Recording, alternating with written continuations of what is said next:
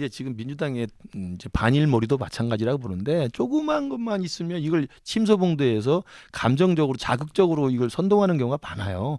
지금 뭐 독도 조형물 철거도 마찬가지잖아요. 오늘 조선일보에서 정리를 팩트 체크를 잘했지만 이게 맞습니다. 누가 봐도 정말 그냥 너무 노후화되고 오래돼서 새로 교체하는 거라고 그렇게 말을 하는데도 이게 독도지휘라고 하니 이게 정말 참 이게 그리고 이제 그 지난번에 했던 그 광복절 그 정축식이 깨진 것도 독립기념관장에 대해서 이야기를 할 때 건국절을 추진한다고 해서 이게 문제가 된 거 아닙니까? 그렇습니다. 근데 우리 윤석열 정부에서 건국절에 건자도 꺼낸 적이 없는데 추진한 적이 없다는 게 공식적인 그렇죠. 입장이고. 그리고 계속 제3, 제4 아니라고 부인을 했는데도 계속 반일머리를 하니까 저는 모르겠어요. 이게 이제 왜 먹히는 건지 모르겠지만 책임 있는 야당, 제1당이라고 한다면 이런 자극적이고 감정적인 침소봉대로 여론의 어떤 선전선동을 하는 걸 좀 그만둬야 된다. 저는 늘 주장합니다만 우리나라 개그 콘서트에서 친일 반일 이야기를 마음대로 할 수 있는 저런 세상이 됐으면 좋겠어요. 우리나라 개그 프로에서도요.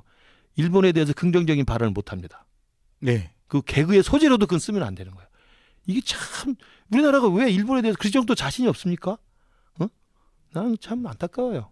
그리고 저는 제가 안 그래 질문 드릴 내용이었는데 저는 지하철역에 독도 관련된 조형물이 낡아서 그것을 바꾸고 그걸 리모델링을 하려고 서울교통공사에서 하는 거. 그럼요. 서울교통공사에서 하는 그럼요. 것이에요. 왜냐하면 지나다니는 사람들이 보고 저도 몇 번 봤어요. 저도 봤거든요. 안국역, 안국역 강화문에. 예.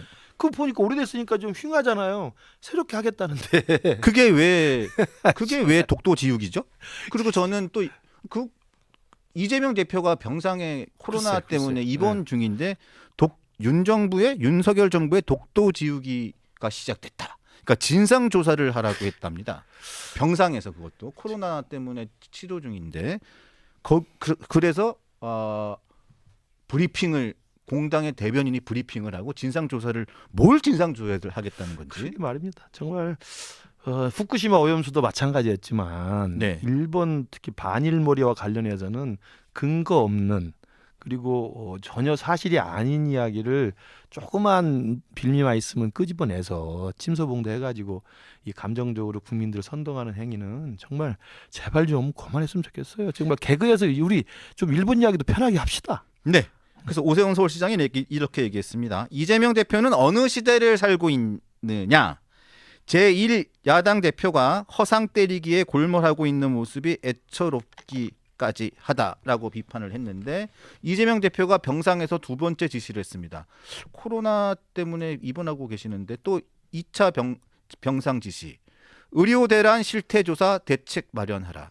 정부와 여당이 움직이지 않으니 야당이라도 움직여라. 독도 지우기 의혹 진상조사에 이어 두 번째 병상 지시를 했습니다.